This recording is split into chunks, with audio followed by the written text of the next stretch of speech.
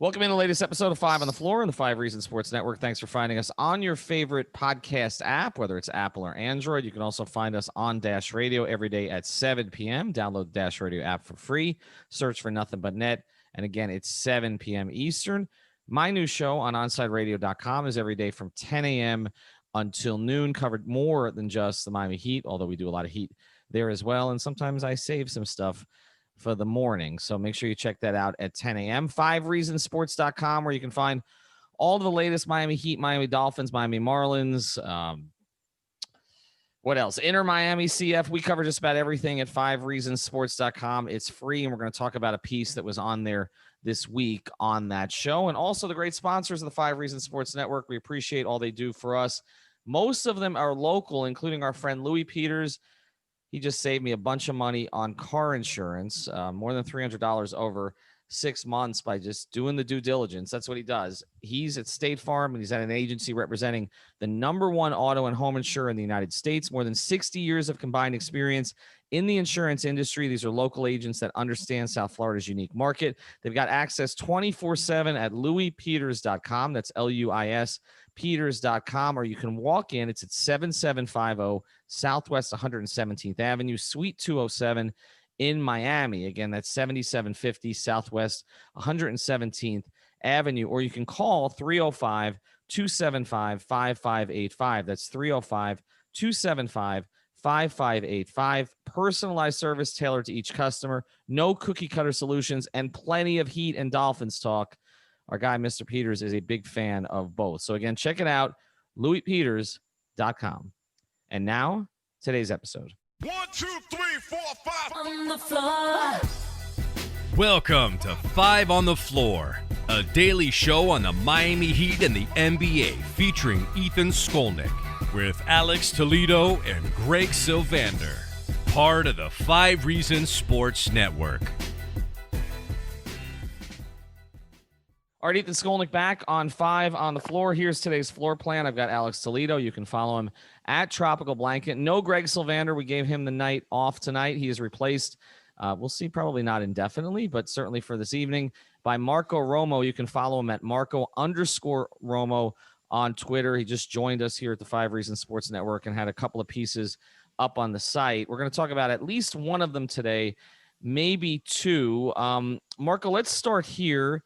What kind of inspired you to write about Duncan Robinson and maybe the part of the game that we don't talk about that much with him? Really what inspired me has been the fact that he's been finishing more games than he had last year.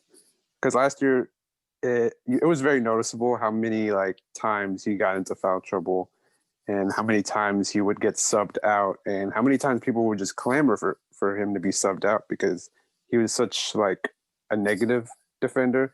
He was never terrible, but he wasn't also a plus defender. I think he got better as the season went on, but I feel like this year he's taking kind of a bigger step for him.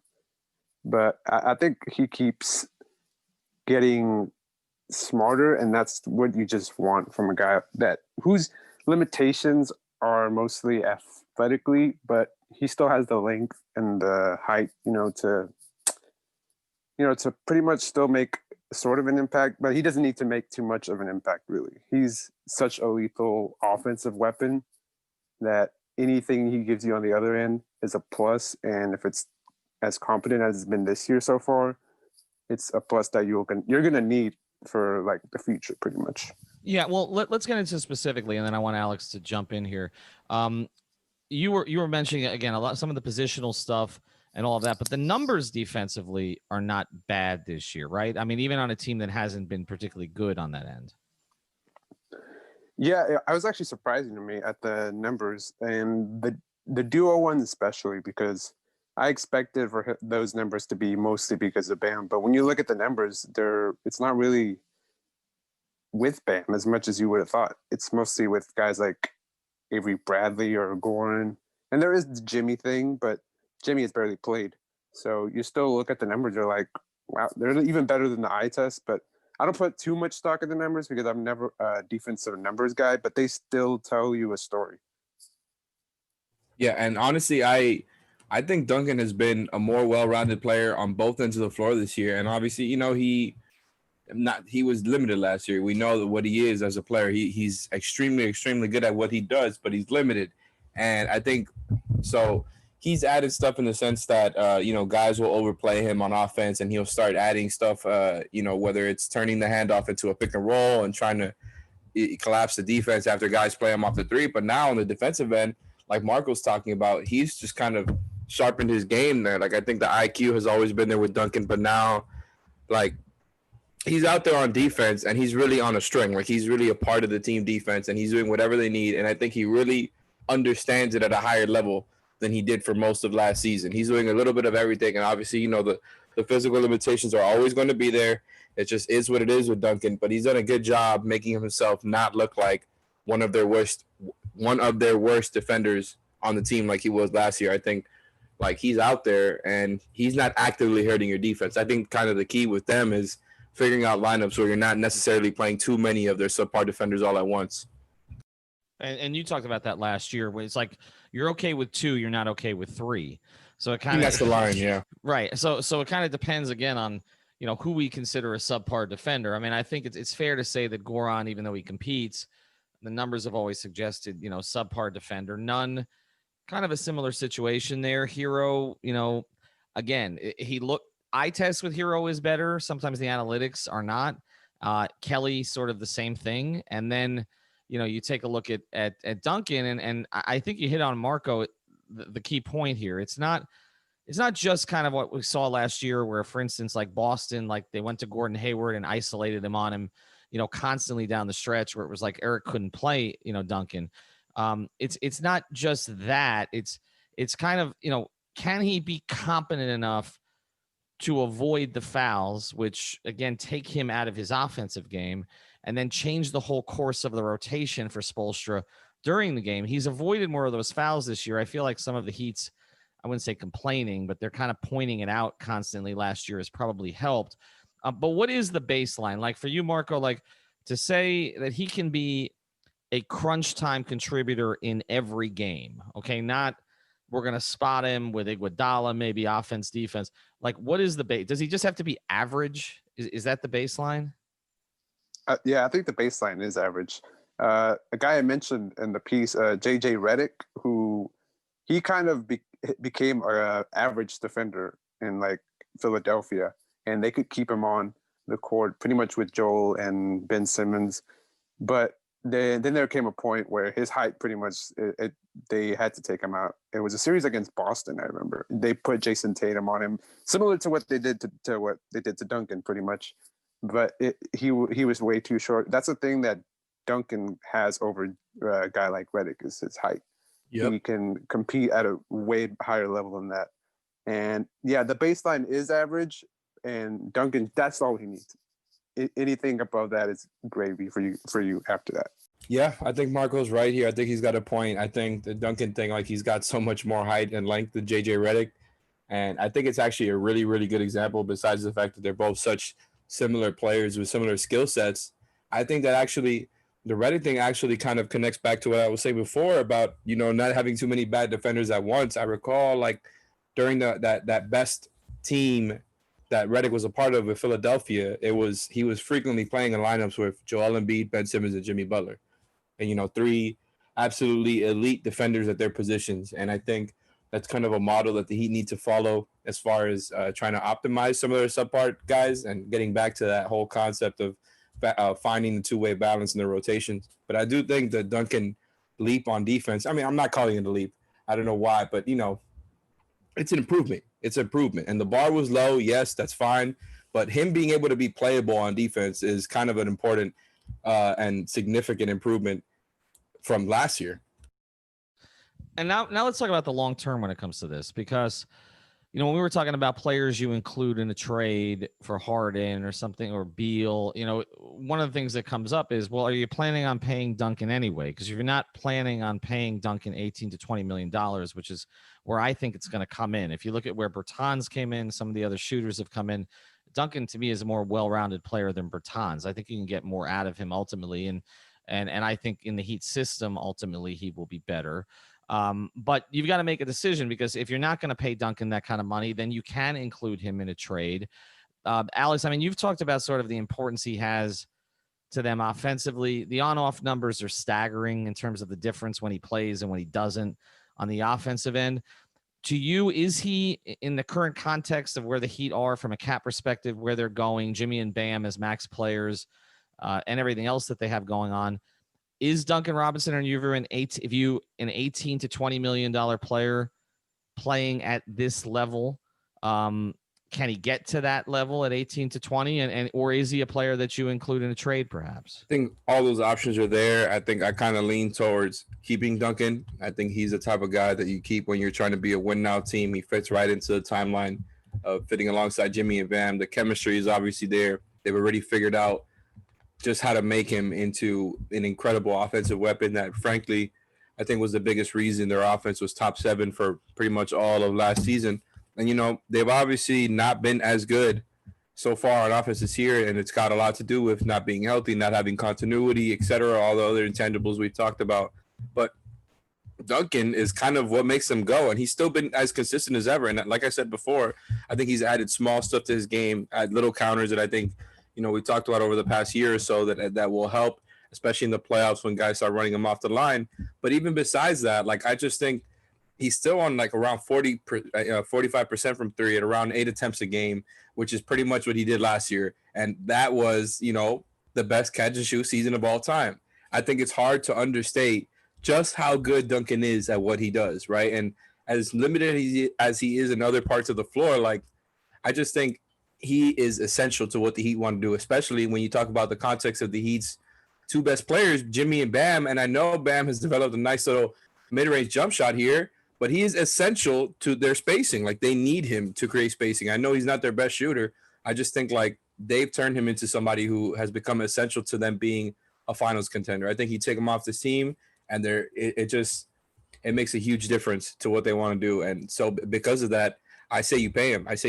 And make it work with a championship type team, you know, a championship contending type team. And if it, you know, if you think that there's somebody out there who will absolutely make this team way better, I don't know, a Bradley Beal, for example, then maybe you trade him then. But I don't think you trade him just to trade him because of money.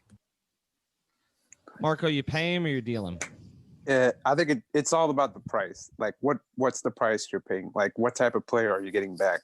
Are you getting back a superstar or a guy that you know is going to take you to the other level? And if it's not there, then I think you keep him, especially for this year for a team that's supposedly a win now team. I think you keep him.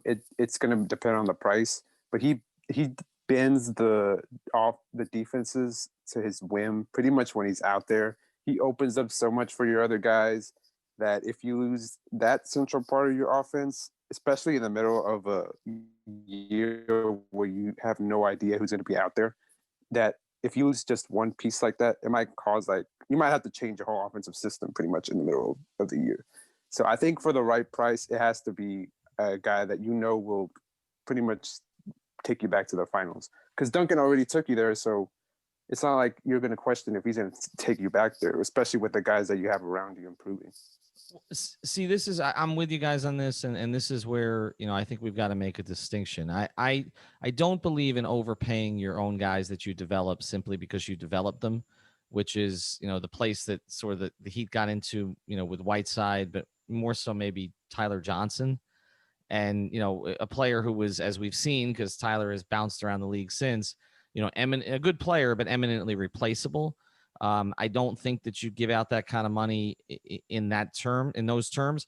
But when you have someone, and you mentioned this, both of you hit on the points. Marco, the idea is I think they would have to change their entire offense without him. So that's the first part. And the second part, Alex, he was historically great. Like, this is not like Tyler Johnson where, okay, he became, you know, a serviceable rotation player.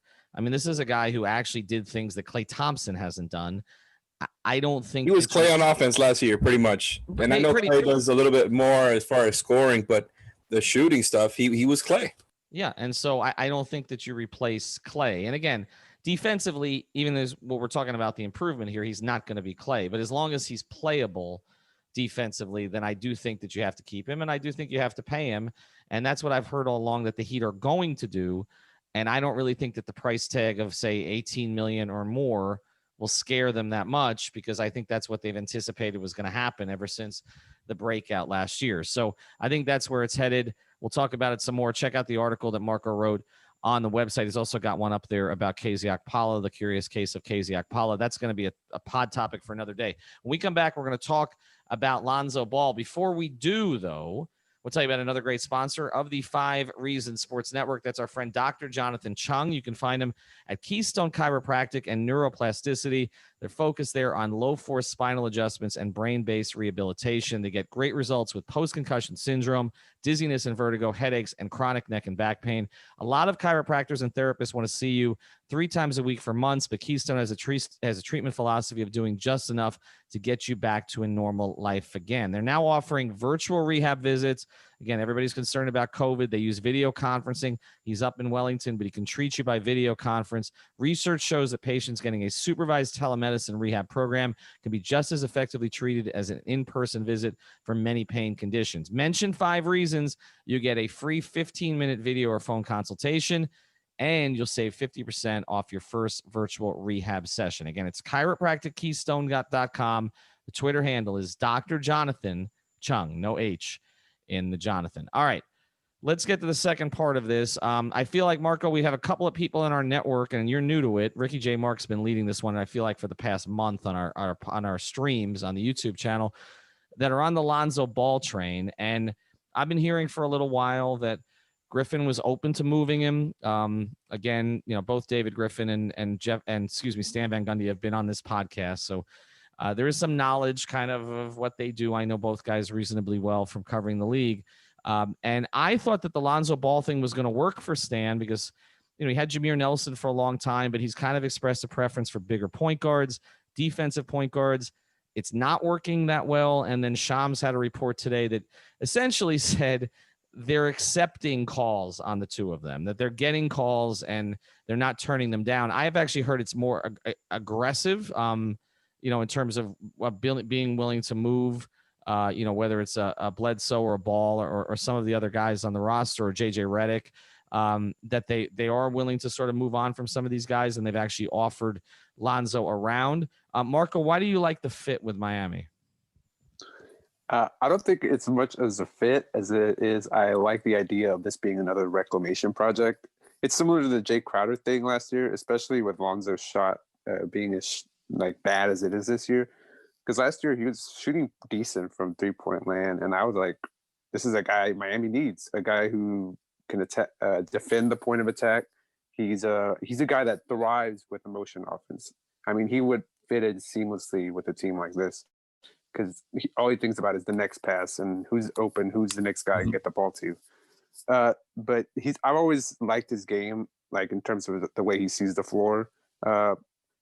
Similar to his brother LaMelo, I also love with him. But they're both. I just think he fit in really well with the offensive system, and the defense is just a plus. But again, you're worried about that shot. But again, I'd hope it's another Jay Crowder situation where you get the best out of him. So funny. Yeah. Sorry, keep going. No, that was about it. It's funny that you mentioned Jay Crowder because I've been looking through Lonzo's numbers here, and the 3-point shot. You mentioned he was a lot better at it last year. He was at about 37% from 3 at 6 attempts a game.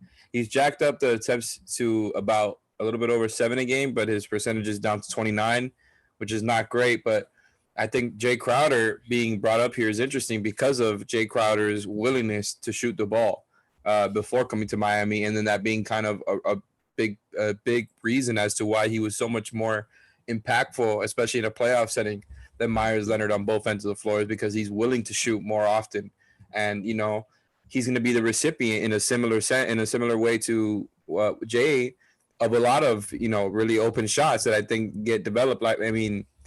Listen, if you put him there in a starting lineup next to Jimmy, Bam, and Duncan, he's going to get those same wide open shots. And I think he could hit some of them. I don't think he's some knockdown shooter by any means, but I agree with everything Margo said there.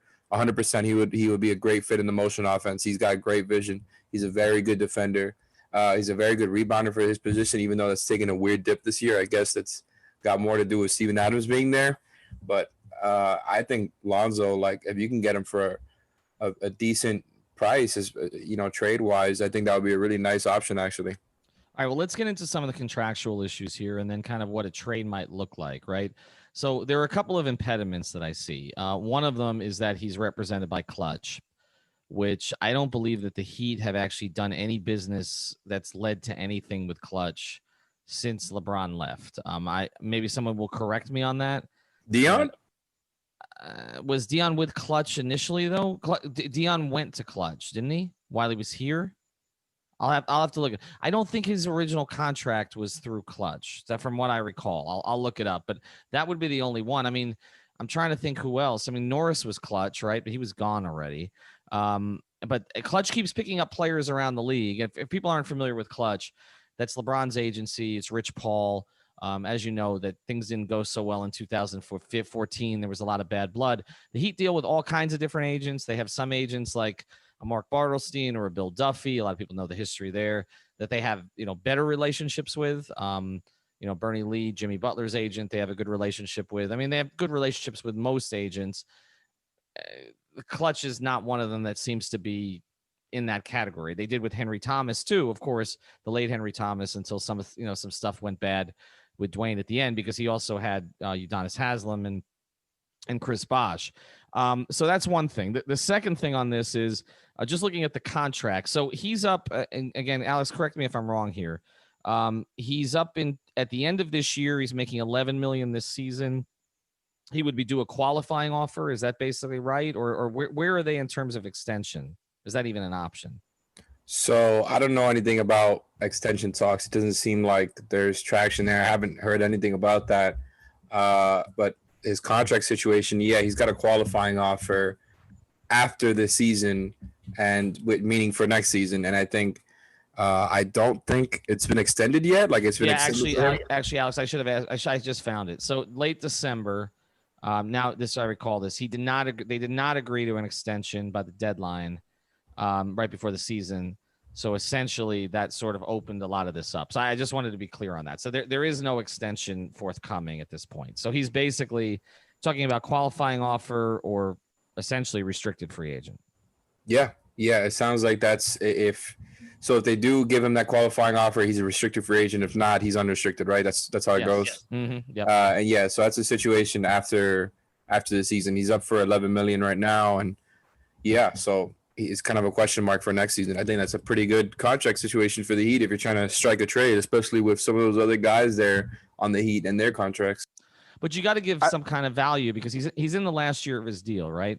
So if Griff is going to move him, and if Griffin and Stan are going to move him, then essentially, they're not just going to move him for another expiring for a player that they can't really use this year in a year that they've started poorly also, right? And they're also potentially maybe moving Redick also, along with Ball, maybe not in the same trade, maybe in a different trade, but that's been a possibility. I mean, what do you think? I'll let either of you guys jump in on this. Like, what do you think would even be attractive to the Pelicans on this roster? Does it start again with the same guy we always talk about, Kendrick Nunn, maybe, and then make the contracts match? I think if you're Miami, you hope that this is kind of a similar situation to Miami had with Justice, where it was a similar, qualifying offer. His contract was going to be up. You seem to have moved on from him pretty much. And you hope that you get him for as cheap as you gave away Justice for like expiring contracts. You'd hope it just take you a Nunn plus Solinik or something along those lines, maybe like a second rounder or something. I'd imagine they probably ask for a first. If you're Miami, that's probably the biggest question you're going to want to answer is, are you willing to give up a first for a guy you might not have in the long run? Or are you willing to cough that up for him? Well, and that's the other thing, Alex. So is Lonzo Ball the type of player that, because I think most Heat fans, again, I feel like not everybody's in on Kendrick at this point, even with, the numbers being so much better over the past 5 games. I feel like most Heat fans would say, okay, for a shot at a guy who was a top 5 pick, who was somebody that was pretty open that Riley coveted him before the draft, that they really liked him, that, giving up a guy, and say Kendrick Nunn, if even New Orleans was interested in him. And I don't know, Stan's feelings for him. I was trying to remember what he said about him on the pod he was on with us. But like, I feel like if they were interested in none, that certainly it would make some sense for Riley to do this, but it's not just a 1-year thing then, right? So is Ball someone that you would want to extend if you're in Miami? And here's the other thing. Pat Riley's dealt with a lot of strong personalities over the years. I really don't know if he wants to inject, LeVar Ball into the organization, which is the other part of this. I mean, is Lonzo a guy that you want to pony up a long-term contract for? So the LeVar thing is a complete external factor that I have no clue how the Heat feel about and how that weighs into their math of whether or not they want to trade for him.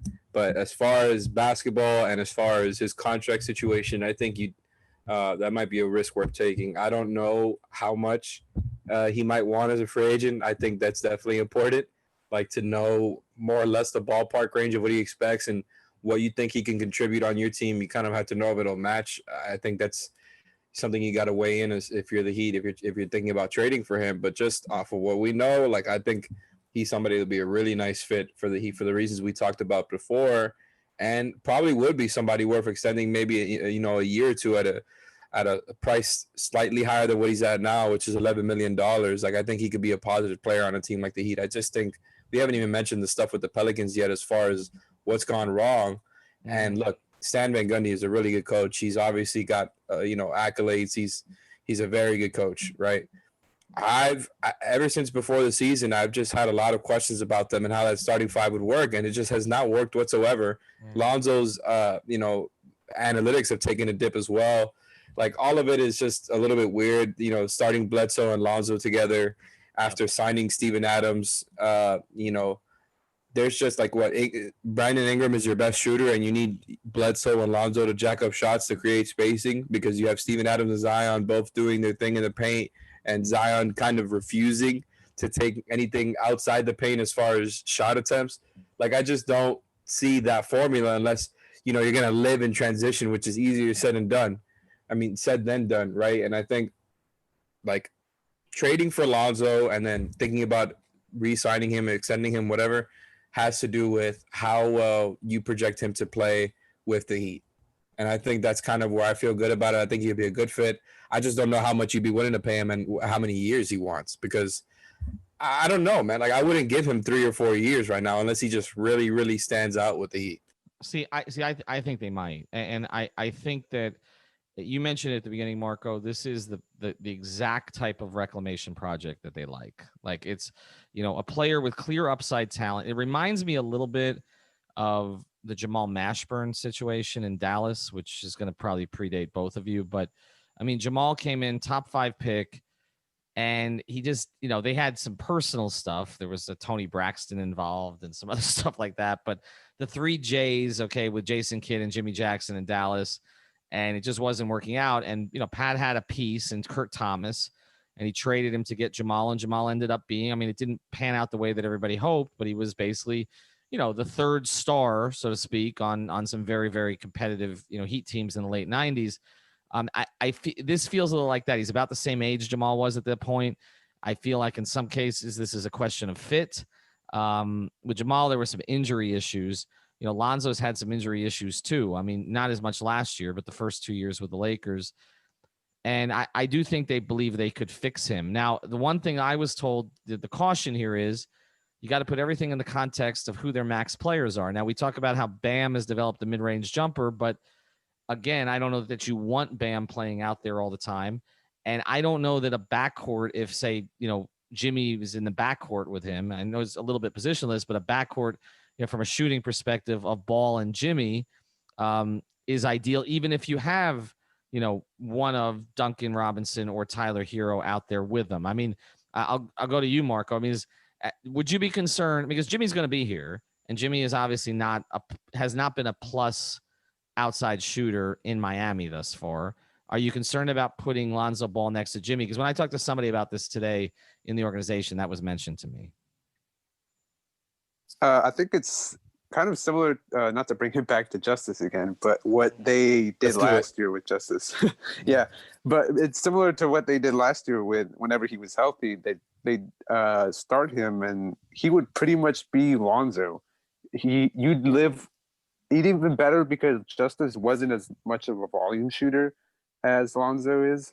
This is a point I think Seth Partnow makes really well. Sometimes it's more about the gravity and the perception teams have of you instead of just the percentages. Because even when Justice was hitting his shots, he wasn't like chucking them up. He was shooting about 3 or 4 a game, and defenses wouldn't like defend him like they probably would Alonzo. I think you could live with it as long as I think Lonzo didn't give up in his confidence to shoot it. And if he gained his confidence, it's just a plus pretty much. But Marcus, it's funny you mentioned that because I think you make a great point in the Justice comparison, and I think it actually counters my desire to make this move because they sort of gave up on the Justice Jimmy thing, and it wasn't just because of Justice's injuries. Like it became pretty clear that in a lot of ways Justice was sort of Jimmy light. And if you remember when Justice had like the breakout game early in the year, it was when Jimmy didn't play. It was in, and we never got to see them together all that much, but I don't think there was a lot of confidence even on the players on the roster that was going to work. And so Alex, just to pivot to you here before we close, like that would be my concern is like trying the Justice. Look, Lonzo Ball has higher upside than Justice Winslow, in my opinion. Okay. But you're sort of trying to replay something that I think at least the Heat decided last year was not really, it wasn't worth them sticking through some of the other stuff with Justice to get to, because they didn't really know if it was going to work offensively. Yeah, you know how much I love Justice. I've always been a fan of his and his game and what, the type of player he was growing into before everything happened last season with him. Honestly, I think it's a good comparison. They're both similar players in the sense that, they have similar flaws, similar strengths. To me, the difference is Lonzo is more fit for a motion offense than Justice was. I think not. Obviously, Justice was more than happy to move the ball around, but I think Justice was most comfortable operating out of pick and roll and, kind of finding the passes from there. And I think Lonzo doesn't have to necessarily be in that role to find impact as a playmaker on the ball. Like I think he can go to him to initiate sets. You can go to him to be kind of the connector in a set as a ball mover or, whatever you want to use him as. I feel like he's a little bit more versatile that way. And I still like Justice as a prospect a lot, by the way, probably a little bit better than Lonzo when they're both healthy, just because of the size. I think Justice could probably guard more positions for, 1 through 4, but I think Lonzo would be a little bit more of a better fit on offense. I think the finishing is a question, again, similar to Justice. But, I think, and again, similar to Justice, both of those guys would be solid rotation players who I think would be in your final 8 in the playoffs, final 9, whatever Spo decides to run. But I'm just not sure about the closing. I think he'll be one of those guys where it just kind of depends on the night, right? Depends on the matchup and depends on how he's going that night. You're not 100% sure if he's going to be in that closing lineup. But they do have elite shooting, right? So if you do want to find a way to make that fit work, they've got some really good ways to try to make it work. And I think Lonzo, especially because of the trade price, it might just be worth it. I mean, we haven't even talked about KZ, by the way. I think KZ might have to be the guy to go along with Kendrick Nunn. I think that's a real possibility. And I think with sort of the sporadic way that they use KZ, that may be something they end up doing. We haven't mentioned Dragic at all, but I actually think Dragic and they could use a shooting big, by the way, the Pelicans. No, that's true. But Dragic and Ball, I think, would be a really good fit together, actually. So if you're going to play some of that, I think, Hero and Ball. Ball and Hero, yeah. Right. So I think there are a couple of good fits there potentially. All right, check out Marco's work on our website. Also check him out on Twitter at Marco_Romo.com. The other thing we wanted to mention, not .com, just Marco_Romo. And one thing we did want to mention also, they're doing some really cool stuff with Prize Picks this week. If you haven't signed up, go to prizepicks.com, use the code 5. I'm having a bad night because I decided to go over on both Oladipo and John Collins for points, and John Collins gave me nothing tonight. But make sure you check it out. Maybe you'll do better. Throw $10 down and just give it a shot. You can basically, this is the best daily fantasy game going, and a lot of our guys have gotten sort of addicted to it. So as long as you can maintain it and do it under control, it's a whole lot of fun. So go to prizepicks.com, use the code 5. Thank you for listening to the 5 on the Floor on the 5 Regional Sports Network.